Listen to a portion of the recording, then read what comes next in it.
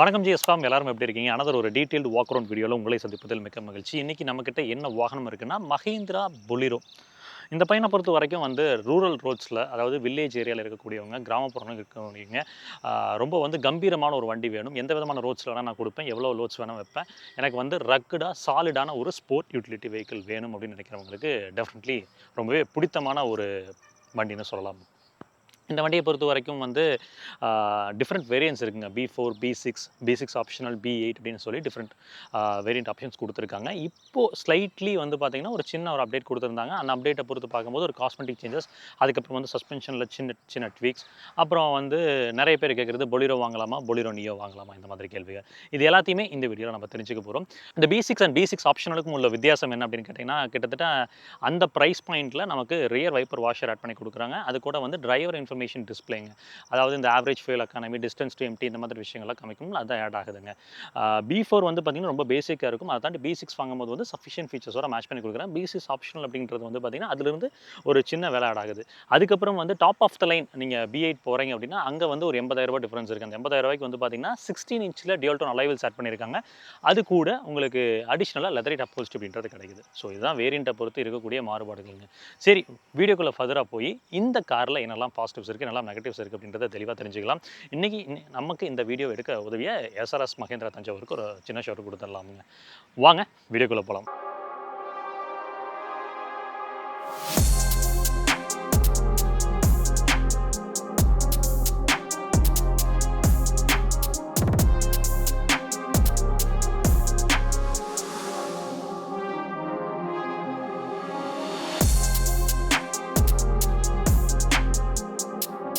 Safety ரீதியாக பார்க்கும்போது பிளாட்ஃபார்மில் ஏதாவது மாறுதல் இருக்கான்னு கேட்டிங்கன்னா, சேம் அந்த பாடி அண்ட் ஃப்ரேம் பிளாட்ஃபார்மில் தான் போயிருக்காங்க. ஸ்ட்ரக்சரல் ரீதியாக எந்த ஒரு என்ஹான்ஸ்மெண்ட்ஸும் இல்லைங்க. Still it continues the same. 6 air bags கிடைக்குதான்னு கேட்டிங்கன்னா இல்லை. டியூவல் ஏர் பேக்ஸ், ABS கொடுத்துருக்காங்க. டயர் ப்ரெஷர் மானிட்டரிங் சிஸ்டம் கிடைக்குது. இதை தாண்டி ஹில் ஹோல்ட் ரெசிஸ்டோ எலக்ட்ரானிக் ஸ்டெபிலிட்டி ப்ரோக்ராமாக கிடைக்கல. கர்வ் வெயிட்னு பார்த்தீங்கன்னா ஒரு 1.6 டன் அப்படின்றது இருக்குது. ஸோ ஸ்ட்ரக்சரல் ரீதியாக கேட்டிங்கன்னா ஆவரேஜ் இட் இட்ஸ் பெஸ்ட் அப்படின்ற மாதிரி தான் இருக்கும். பட் எக்ஸ்டீரியர் ஷீட் மெட்டல் குவாலிட்டிலாம் வந்து ரக்டாக தான் இருக்கும், அடிபாடுகளுக்கு தாங்கும். பட் ஸ்ட்ரக்சரல் ரீதியாக கேட்டிங்கன்னா ஆவரேஜ் அட் இட்ஸ் பெஸ்ட் அப்படின்ற மாதிரி சொல்லலாம். இந்த வண்டியில் என்னெல்லாம் கலர் ஆப்ஷன்ஸ் கிடைக்குது அப்படின்றது எப்படின்ட்டா நீங்கள் இப்போ ஸ்க்ரீனில் பார்க்க முடியும்.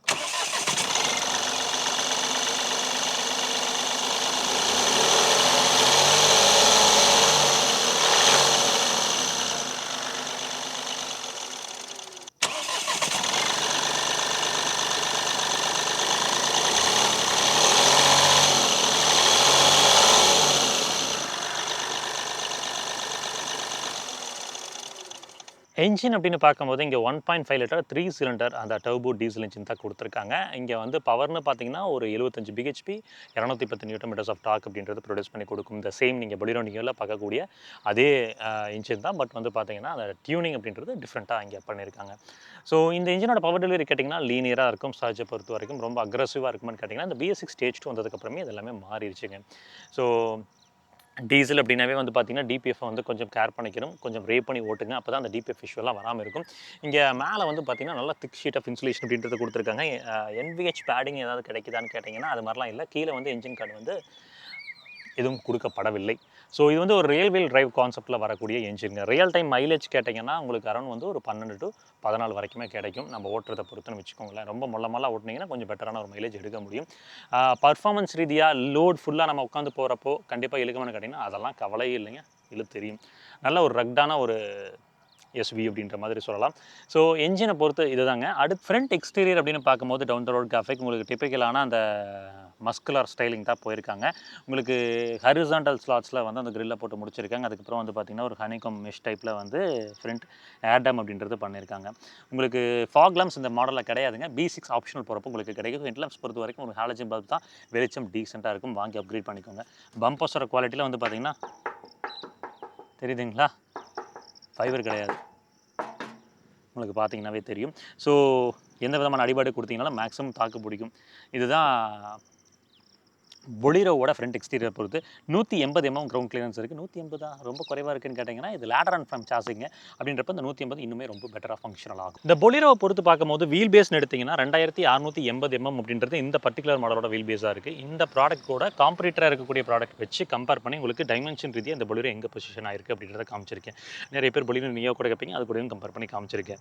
இங்கே வண்டியோட சைட் ப்ரொஃபைலில் மாறுதல் எதுவும் நடக்கல இந்த குட்டி அப்டேட்டில். டயர் ப்ரொஃபைல்ஸ்னு பார்த்தீங்கன்னா 215 75 15 வந்து டயர் ப்ரொஃபைல் அப்படின்றது போயிருக்காங்க. வீல் கேப்ஸ் கிடைக்குங்க, லைனர்ஸ்லாம் அந்த மாதிரி சம்பவங்கள்லாம் எதுவுமே இங்கே கிடையாது. உங்களுக்கு டாப் ஆஃப் த லைன் போகும்போது வந்து பார்த்தீங்கன்னா அலாய் வீல்ஸ் இப்போ கொடுக்குறாங்க. 16 இன்ச் அலாய் வீல்ஸ் அப்படின்றது இப்போ கிடைக்குது. வார்வியம் அப்படின்னு பொறுத்த வரைக்கும் நீங்கள் வந்து ஃபோல்ட் பண்ணிக்கலாம், ஓகேங்களா. அதுக்கப்புறம் வந்து மிரரை வந்து இப்படி மேனுவலாக கையில் தான் நீங்கள் வந்து அட்ஜஸ்ட் பண்ணி வச்சுக்க முடியும். ஸோ இதுதான் வந்து ரியாலிட்டி. நீங்கள் டாப் ஆஃப் த லைன் போனீங்கனாலும் இதுதான் கிடைக்கும். கீஸ் பொறுத்த வரைக்கும் லாக்கு அன்லாக்கு அப்படின்ற 2 ஸ்விட்சஸ் கொடுத்துருக்காங்க. உங்களுக்கு மஹிந்திராவோட கீஸ் வந்து பார்த்திங்கன்னா தெரியும், ஒரு கீ தான் லாக் அன்லாக்கோட வரும். ரிமைனிங் கீ வந்து பார்த்திங்கன்னா வெறும் சாவி தான் இருக்கும். இதெல்லாம் பாருங்கள் டம்மியாக தான் இருக்கும். ஒரு flip key, flap door handles தான் இருக்குது, அது இன்னும் மாற்றப்படலைங்க. ஃபுட் ஸ்டெப் பொறுத்த வரைக்கும் கொடுத்துட்றாங்க, இது கிடைக்கிது. பேசிக் மாடல் இருந்தே கொடுத்துருக்காங்க, நல்ல விஷயம் தான். டோரோட ஹிஃப்ட்லாம் வந்து பார்த்திங்கன்னா இதெல்லாம் சிமிலர் தான். நீங்கள் இதெல்லாம் பெருசாக வந்து சாஃப்ட் நெட்டில் எதிர்பார்க்க முடியாது. நல்லா ஓங்கி அடித்தா தான் க்ளோஸே ஆகும், இப்படி தான் இருக்குது. ஸோ அடுத்து நம்ம பேச போகிறது இந்த விண்டோ ஏரியாங்க. விண்டோ ஏரியா பாருங்கள், உங்களுக்கு நல்லா வந்து ஒரு வைட் அண்ட் ஹைட்டுமே வந்து பார்த்திங்கன்னா நல்லா இருக்குது. ஸோ டிஎல் அப்படின்றது ரொம்ப ப்ராப்பராக கிடைக்கும். உள்ளே வந்து ஒரு பெய்ச் தீம் தான் போயிருக்காங்க அப்படின்றனால நல்ல கேபின் வந்து வெளிச்சமாக இருக்கும். கிளாஸ்ட்ரோஃபோபிக்காக உங்களுக்கு இருக்காது. உங்களுக்கு இங்கே தேர்ட் ரோவில் உட்காரவங்களுக்குமே வந்து பார்த்திங்கன்னா நல்ல வெளிச்சம் கிடைக்கும். பட் இது வந்து பொலிரோ நியோவில் இந்த தேர்ட் ரோவில் வந்து பார்த்திங்கன்னா இந்த கிளாஸ் ஓப்பன் பண்ணுற மாதிரி கொடுத்துருப்பாங்க, இங்கே அது மிஸ் அவுட் ஆகுது. Okay fine. சஸ்பென்ஷன் பொறுத்து பார்க்கும்போது ஃப்ரண்ட்டில் வந்து ஐஎஃப்எஸ் காயில் ஸ்ப்ரிங் போயிருக்காங்க, ரியரில் வந்து லீவ் ஸ்ப்ரிங் அப்படின்றது கிடைக்குதுங்க. சஸ்பென்ஷன் வந்து ட்வீக் பண்ணியிருக்காங்களான்னு கேட்டிங்கன்னா ஆக்சுவலி கொஞ்சம் ட்வீக் பண்ணியிருக்காங்க. முதல்ல இருந்ததை விட இப்போ கொஞ்சம் வந்து பெட்டராக இருக்குது, ஃபீல் ஆகுது. பிரேக்ஸ் பொறுத்த வரைக்கும் ஸ்டில் த சேம் கண்டினியூ ஆகுது. ஸ்டெபிலிட்டிலாம் கேட்டிங்கன்னா உங்களுக்கு ஸ்ட்ரெயிட் லைனில் வந்து 100 வரைக்குமே வந்து சாலிடாக தான் இருக்கும். பட் நீங்கள் கார்னரிங்லாம் வந்து இதில் ஸ்டேபிளாக நீங்கள் எதிர்பார்க்க முடியாது, ஏன்னா ஏஎஸ்பி இந்த மாதிரி விஷயங்கள்லாம் கிடையாது. ஸோ ஒரு 80 to 100 அப்படின்றது போகலாம், கார்னரில் ஒரு 60 to 70 இதுதான் வந்து பொலிரோவோட கெப்பாசிட்டி. இதை தாண்டி வந்து கம்ஃபர்ட் லெவல் கேட்டிங்கன்னா கொஞ்சம் வந்து வேவரியாக இருக்கும். அந்த பாடி அண்ட் ஃப்ரேமுக்கு இருக்கக்கூடிய கேரக்டர் இருக்க தான் செய்யுதுங்க. டெயில் லேம்ப் கிளஸ்டர்னு கேட்டிங்கன்னா உங்களுக்கு அதே ரிஃப்ளெக்டர் யூனிட் தான், எல்லாமே ஹாலஜன் பல்ப்ஸ் தான். ரிவர்ஸ் கைட் லேம்ப், இண்டிகேட்டர்ஸு, டெயிலுக்கு எல்லாத்துக்குமே வந்து பார்த்திங்கன்னா ஒரு ஹாலஜன் செட்டப் தான் போட்டிருக்காங்க. ரியரில் நமக்கு வந்து வைப்பர் அண்ட் வாஷர் அப்படின்றது கிடைக்கலங்க, டீஃபாகரும் மிஸ் அவுட் ஆகுது. வைப்பர் வாஷர் வந்து பார்த்திங்கன்னா இதுக்கு அடுத்த மாடலான உங்களுக்கு B6 ஆப்ஷனில் கிடைக்கும். கீழே நமக்கு வந்து பார்த்திங்கன்னா இங்கேயுமே மெட்டல் பம்பர்ஸான்னு கேட்டிங்கன்னா இல்லைங்க, இது கொஞ்சம் ஃபைபர் தான், மெட்டல் கிடையாது.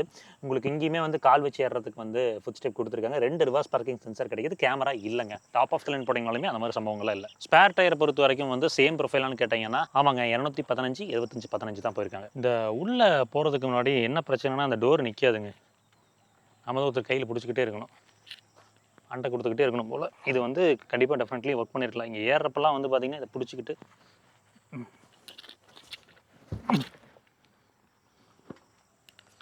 இது டெஃபினெட்லி வந்து ஒரு ஸ்டாப்பர் கொடுத்துருந்துருக்கலாம். ஏன்னா ஏறப்போ கொஞ்சம் யாரோ ஒருத்தர் பிடிச்சிக்கிட்டே இருக்கணும், இல்லைன்னா புடனையில் வந்து அடிச்சிடும்.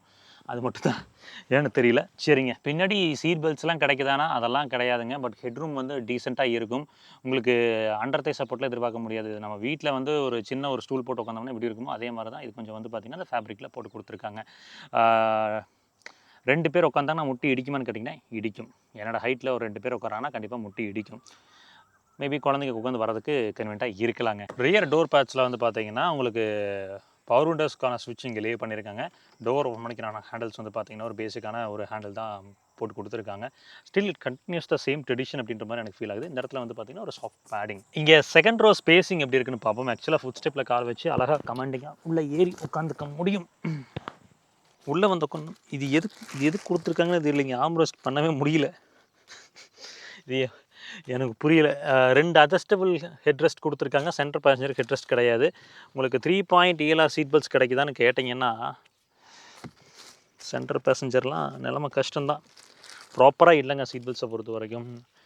ஸ்டில் வந்து சேஃப்டி ரீதியாக வந்து இது இன்னும் ஒரு மேஜரான ஒரு அப்கிரேடுக்கு போகணும் அப்படின்றது தான் நான் பார்க்குறேன்.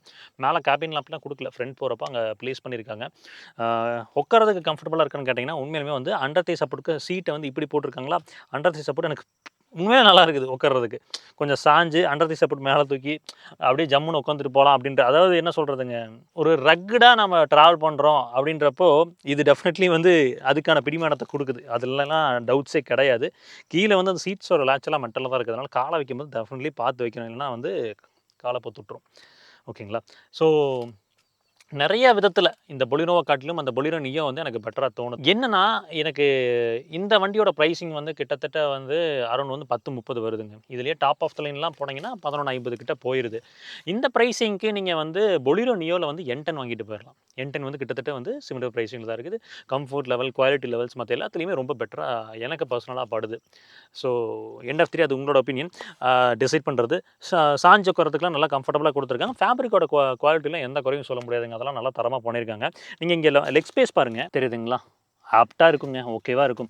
காலை வைக்கும் போது மட்டும் கீழே பார்த்து வைக்கணும். ஏன்னா வந்து கீழே வந்து ஒரு மெட்டலில் வந்து அந்த லேட்ச் போட்டிருக்காங்க. அது ஷூ போடாமல் இல்லை வந்து பார்த்திங்கன்னா செருப்பு இல்லாமல் வந்து வெறும் பார்த்து வச்சிங்கன்னா இடிச்சதுன்னா காயமாயிரும் கண்டிப்பாக. ஏன்னா கொஞ்சம் ஷார்ப்பாக தான் இருக்குது. லெக் ஸ்பேஸ், நீ ஸ்பேஸ் பொறுத்த வரைக்கும் இது தாங்க ஆப்டாக இருக்கும். கீழே வந்து பார்த்தீங்கன்னா ஃப்ளாட்டான ஒரு ஃப்ளோர் தான். ஒரு 3 பேர் பின்னாடி உட்கார முடியும். டேஷ்போர்ட் லேஅவுட்னு பார்த்தீங்கன்னா எல்லாமே வந்து உங்களுக்கு ஹார்ட் பிளாஸ்டிக்ஸ் தான். டியூவல் ஏர் பாக்ஸ் தான் ஸ்டில் கிடைக்குது. இந்த டிரைவர் இன்ஃபர்மேஷன் டிஸ்பிளே தான் வந்து பார்த்தீங்கன்னா இதை தாண்டி இதுக்கு அடுத்து இருக்கக்கூடிய மாடலில் கிடைக்குது. ஸோ பட் அது மேண்டேட்டரியாக தேவையான கேட்டிங்கன்னா என்னை பொறுத்த வரைக்கும் இல்லை. ஒரு மேனுவலி அட்ஜஸ்டபிள் ஐஆர்வியும் போட்டிருக்காங்க. மேலே வந்து இங்கே ஒரு கேபின்லாம் போட்டிருக்காங்க. ஓகேங்களா? சென்டரில் இந்த இன்ஃபர்டெயின்மெண்ட் பற்றி பேசியே தீரணும் வரேங்க. இங்கே க்ளவ் பாக்ஸ் அப்படின்னு பார்த்தீங்கன்னா ஒரு குட்டி க்ளவ் பாக்ஸுங்க. இங்கே சென்டரில் வந்து பார்த்தீங்கன்னா ஒரு அரௌண்ட் 6.18 சம்திங் ஒரு குட்டி வந்து ஒரு இன்ஃபர்டெயின்மெண்ட் சிஸ்டம் போட்டிருக்காங்க. இதுக்கு பதிலாக ஒரு 2D போட்டிருக்கலாம் அப்படின்றது தான். ஏன்னா வந்து அந்தளவுக்கு வந்து இதை ஆப்ரேட் பண்ணுறது வந்து கொஞ்சம் வந்து எங்கே ரேடியோ கேட்போம். ஆக்சுவலாக 4 ஸ்பீக்கருங்க.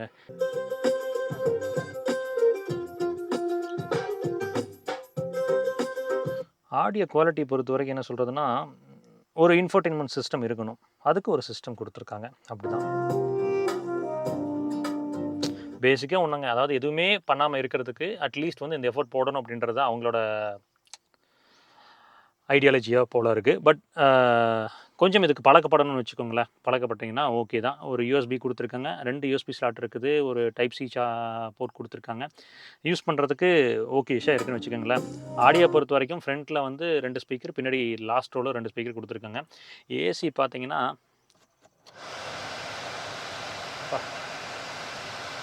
செம்ம பிளாஸ்ட்டு. என்னென்னா ஏசியை பொறுத்த வரைக்கும் வந்து நீங்கள் ஃப்ரண்ட்டில் மட்டும்தான் அந்த ஃப்ளோ அப்படின்ட்டு இருக்கும். நீங்கள் காலுக்கு வச்சுக்க முடியுமான்னு கேட்டிங்கன்னா இல்லை. ரியரில் ஏசி த்ரோ இருக்குமான்னு கேட்டிங்கன்னா கிடையாது. நம்ம வந்து இது கொஞ்சம் நேரம் ஓடினதுக்கப்புறம் தான் இந்த ஃப்ளோ தான் பின்னாடி செகண்ட் அண்ட் தேர்ட் ரோக்கு வந்து பாஸ் ஆகணும். அப்போ தான் வந்து கூலிங் அப்படின்றது இருக்கும். But it takes time. இந்த பட்ஜெட்டில் என்னென்னலாம் பண்ண முடியுமோ பண்ணியிருக்காங்க. பட் சில காம்ப்ரமைசஸ் இருக்க தான் செய்யுது பர்சனலாக. கீழே வந்து ஒரு 12 வோல்ட் அடாப்டர் போட்டிருக்காங்க. அப்புறம் வந்து 2 கப் ஹோல்டருங்கிறது சென்டர் கன்சோலில். அப்புறம் இந்த பவர் விண்டோஸ் ஆப்ரேட் பண்ணுறதுலாம் சுவிட்செல்லாம் எல்லாமே கீழே போட்டிருக்காங்க. இந்த power window switches definitely door பார்ட்ஸில் கொடுத்துருந்துருக்கலாம். ஃபைன். எம்ஐடி கிளஸ்டர் அப்படின்னு பார்த்தீங்கன்னா உங்களுக்கு டயர் ப்ரெஷர் மானிட்டரிங் சிஸ்டம் உள்ளே இருக்கிறது உங்களால் பார்க்க முடியும். இங்கே பாருங்கள், ஆக்சுவலாக ஸ்பேர் டயருக்கும் நமக்கு காமிச்சிட்டு இருக்குது. இது வந்து ஒரு பாராட்டக்கூடிய விஷயம் தான் டெஃபினெட்லி. இதை வந்து மற்ற பிராண்ட்ஸில் கற்றுக்கணும். பேசிக்காக அந்த டிபிஎம்எஸ் கொடுக்குறத நல்ல விஷயம். ஒரு பேசிக்கான இன்ஃபர்மேஷன், ஸ்பீடு, அதுக்கப்புறம் வந்து பார்த்தீங்கன்னா டயர் ப்ரெஷர், அதுக்கப்புறம் எவ்வளோ கிலோமீட்டர் என்ன இருக்குது ஓடும், இந்த மாதிரி பேசிக்கான இன்ஃபர்மேஷன் மட்டும் தான் இதில் பார்த்துக்க முடியும். டாக்கோமீட்டர் இந்த பக்கம் இருக்குது, இந்த பக்கம் வந்து பார்த்தீங்கன்னா ஃபியூல் கேஜ் அப்படின்றது இருக்குது. ஸ்டீரிங் வீல் அப்படின்னு பார்த்தீங்கன்னா மல்டி ஸ்போக் யூனிட் தான். உங்களுக்கு ஆடியோ மவுண்டட் கண்ட்ரோல்ஸ் கொடுத்துருக்காங்க. டில்ட் அண்ட் டெலஸ்கோபிக் அந்த மாதிரி அட்ஜஸ்ட்மெண்ட் சம்பவங்கள்லாம் எதுவும் இங்கே இல்லைங்க. ஹார்ன் பொறுத்த வரைக்கும் கேட்டிருப்பீங்க. ஹெட்லாம்ப் லெவலர், அதுக்கப்புறம் வந்து ஸ்டார்ட் ஸ்டாப் கொடுத்துருக்காங்க. இந்த ஐடில் ஸ்டார்ட் ஸ்டாப்பை தயவு செஞ்சு முடிஞ்ச வரைக்கும் ஆஃப் பண்ணி வச்சுக்கோங்க. இது வேண்டாம். ஏசி வென்சரோட நாப் குவாலிட்டிலாம் வந்து பார்த்தீங்கன்னா இது ஓகே. பட் சென்டர் கன்சோல் கொஞ்சம் ஃப்ரெஜைலாக ஃபீல் ஆச்சு. கீழே ஏபிசி பெடலுக்கான ஸ்பேசிங் வந்து ஆப்டிமைஸ்டாக இருந்தாலும் ஒரு ஃபுட் ரெஸ்ட் பெடல் இல்லை, டெட் பெடல் அப்படின்றது இல்லைங்க. கொஞ்சம் கன்வீனியன்ஸில் அது பாதிப்பை கொடுக்கும். சீட் ஹைட் அட்ஜஸ்டர் அப்படின்றது கிடையாது. உங்களுக்கு வந்து பார்த்தீங்கன்னா அண்டர் தை சப்போர்ட் வந்து பார்த்தீங்கன்னா டீசென்ட் எனஃபாக இருக்குது. மெட்டீரியலோட குவாலிட்டிலாம் குறை சொல்ல முடியாது, நல்லா பண்ணியிருக்காங்க. முதுகுக்கான லம்பா சப்போர்ட்டும் ஓகே தான், ஷோல்டருக்கான சப்போர்ட்டும் ஓகே தான், டீசென்ட் எனஃப் அப்படின்ற மாதிரி சொல்லலாம். விசிபிலிட்டி அப்படின்னு பார்த்தீங்கன்னா செம்ம கிளியராக கமாண்டிங்கான ஒரு விசிபிலிட்டி கிடைக்குது. இது ஆக்சுவலாக பொலிரோ நியோவில் மிஸ் அவுட் ஆச்சு. எனக்கு இதில் வந்து ரொம்ப கிளியராக இருக்குது. ஏபிஎல்லாம் ரொம்ப மினிமல் உங்களுக்கு. அதனால் வந்து எந்த விதமான ஒரு பிளைண்ட் ஸ்பாட்டும் இல்லை, அப்படியே ஜம்முன்னு ஓட்டிகிட்டு போகலாம் எந்த விதமான ரோட்ஸில் போனாலும். அப்புறம் நம்ம ரெகுலராக சொல்கிறது, கார் வாங்குறப்போ நிறைய ஆக்சசரிஸ் போடுறோம், அதில் டேஷ் கேம் தயவு செஞ்சு மேண்டேட்டரியாக போடுங்க. இன்றைக்கி இருக்கிற காலகட்டத்தில் வந்து பார்த்திங்கன்னா எந்த நேரம் எது நடக்குதுன்னே தெரிய முடியல. ஸோ ஒரு ப்ரூஃப் ஆஃப் எவிடன்ஸ் அது இருக்கும், அதே மாதிரி உங்களுக்கும் ஒரு பாதுகாப்பான ஒரு அம்சமாக இருக்குங்க. ஸோ நாம் பர்சனலாக ஃபீட்பேக்கோட டேஷ் கேம் பயன்படுத்திட்டு இருக்கோம். அதோட லிங்க் கீழே கொடுத்துருக்கேன், நீங்கள் செக் பண்ணி பாருங்கள். ஃப்ரண்ட்டில் 4K ரியலில் வந்து ஹை டெஃபினிஷனாக கொடுத்துருக்காங்க. இப்போ 4G கனெக்டிவிட்டியோட கூட கிடைக்குது. நீங்கள் ஒரு நல்ல குவாலிட்டியான டேஷ் கேம் பார்க்குறீங்க அப்படின்னா இது தாராளமாக பாருங்கள். அப்படி இல்லைனாலும் வேறு பட்ஜெட் ரீதியாக கேட்டிங்கன்னா 3000லாம் டேஷ் கேம் இருக்குது. டேஷ் கேமில் தயவு செஞ்சு இன்வெஸ்ட் பண்ணுங்கள், அது உங்களுக்கு ரொம்பவே பிரயோஜனமாக இருக்கும் இன்றைக்கி இருக்கிற காலகட்டத்தில். வாட்டர் பாட்டில் ஹோல்டர் ஒன்று இப்போ அடிஷ்னல் ஆட் பண்ணியிருக்காங்க. இது வந்து இப்போ இந்த பர்டிகுலர் மாடல் இருந்து தான் கிடைக்குது. டயர் ப்ரெஷர் பொறுத்த வரைக்கும் 30 PSI அப்படின்றது ஸ்டாண்டர்டாக கொடுத்துருக்காங்க. இங்கே நீங்கள் டாப் ஆஃப் த லைன் அலைவல்ஸ் கிடைச்சதுனாலும் அது 15 இன்ச் தான். ஸோ அதுக்குமே வந்து இதே டயர் ப்ரெஷர் தான். ஸோ ஃபைனலாக இந்த பொலிரோவோட ரீசெண்டாக நடந்த அப்டேட்டோட ஒரு டீட்டெயில்டு வாக் அரவுண்ட் பார்த்துருக்குறோம். என்னோட அபிப்பிராயம் என்ன அப்படின்னு சொல்லி கேட்டிங்கன்னா, பர்சனலாக இந்த மஹிந்திரா பொலிரோக்கும் பொலிரோ நியோக்குமான டிஃப்ரென்ஸ் இந்த ப்ரைஸிங்லாம் வச்சு பார்க்கும்போது பொலிரோ நியோ அப்படின்றது வந்து பார்த்திங்கன்னா எனக்கு பர்சனலாக ரொம்ப ஃபேவரட்டாக இருக்குது. ஏன்னா அந்த ப்ரைஸ் பாயிண்ட்டுக்கு ஒரு ப்ராப்பரான ஒரு ஜட்ஜ்மெண்ட் இருக்குது. சேஃப்டி ரீதியாக வந்து சீட்பெல்ட்ஸ்லாம் கொடுத்துருக்காங்க. அதுக்கப்புறம் வந்து நிறைய விஷயங்களில் வந்து பார்த்தீங்கன்னா இதே பொலிரோவோட ஒரு ப்ரைஸ் பாயிண்ட்டில் நீங்கள் டாப் ஆஃப் த லைனோட ப்ரைஸ் பாயிண்ட்டில் நீங்கள் வந்து அதில் ஒரு பெட்டரான ஒரு வேரியன்ட் லைக் N10லாம் எடுக்க முடியுது. ஸோ என்னோட சாய்ஸ் அது. இதை பொறுத்த வரைக்கும் வந்து பார்த்திங்கன்னா ஒரு ரக்டான ஒரு மிஷினுங்க. இந்த மிஷினை வந்து பார்த்திங்கன்னா இன்னும் கொஞ்சம் கம்ஃபர்டபுளாக எதிர்பார்க்குறீங்க, இன்னும் கொஞ்சம் ஃபீச்சர்ஸ் ரிச்சாக எதிர்பார்க்குறீங்க அப்படின்னா பொலிரோ நியோ போகலாம். இல்லை நான் பேசிக்காக போகக்கூடிய ஆள், ரொம்ப ரப்படி அடிப்பேன், என்னால் வந்து நிறைய விஷயங்களில் வந்து பாதுகாத்துட்டு இருக்க முடியாது அப்படின்னா நீங்கள் இதுக்குள்ளே போகலாம். இந்த வண்டியோட ஓனர்ஷிப் காஸ்ட் அப்படின்னு பார்த்தீங்கன்னா கிட்டத்தட்ட 23,000 வருதுங்க. EMI, fuel cost, service cost, insurance cost எல்லாத்தையும் சேர்த்து தான் சொல்கிறேன். அதை பொறுத்து பார்க்கும்போது ஒரு 23,000 இது வாங்குறதுக்கு ஒரு 27,000 கிட்ட ஸ்பெண்ட் பண்ணி இன்னும் 2,000 சேர்த்து வந்தாலும் பரவாயில்லன்னு ஸ்பெண்ட் பண்ணி பொலிரோ நியோ போகிறது என்னோட பர்சனல் சாய்ஸாக இருக்குது. பட் உங்களுக்கு பொலிரோ பிடிச்சிருக்கா இல்லை பொலிரோ நியோ பிடிச்சிருக்கா அப்படின்றத கமெண்ட்டில் மென்ஷன் பண்ணுங்கள், நானும் தெரிஞ்சுக்கிறேன். சரிங்க, நெக்ஸ்ட் வீடியோ சந்திப்போம். அது வரைக்கும் எப்பவுமே சொல்கிறது தான், ரோட்டில் போய் வரப்போ உங்களை நம்பி எப்படி குடும்பம் இருக்கோ அதே மாதிரி ரோட்டில் போய் வர சகமனத்தில் நம்பி நேசிக்கிற குடும்பம் இருக்குது. அது சச்சரம் வேணாம், பத்திரமா போய் பத்திரமா வாங்க. எந்த விதத்தில் எனக்கு பொலிரோவை விட பொலிரோ நியோ பெட்டராக இருக்குதுன்னு தோணுச்சுன்னா, அதாவது சஸ்பென்ஷன் வந்து பார்த்திங்கன்னா FST கொடுத்துட்டாங்க, உங்களுக்கு பேசிக் மாடல்லேருந்தே கிடைக்குது. அதுக்கப்புறம் வந்து உள்ளே இருக்கக்கூடிய குவாலிட்டி லெவல்ஸ் இம்ப்ரூவ்மெண்ட் நம்மளால் பார்க்க முடியுது. இப்போ செகண்ட் ரோ சீட்ஸாக இருக்கட்டும், ஃப்ரண்ட் சீட்ஸாக இருக்கட்டும், இது எல்லாத்துலேயுமே வந்து ஒரு இம்ப்ரூவ்மெண்ட் நம்மளால் உணர முடியுது. அப்புறம் இந்த இன்ஃபோடெயின்மெண்ட் சிஸ்டம்லாம் எனிடே வந்து I am not a big fan of this. இதெல்லாம் வச்சு பார்க்கும்போது Bolero for a basic needs buyer, Bolero Neo for an overall package அப்படின்ற மாதிரி சொல்லலாங்க.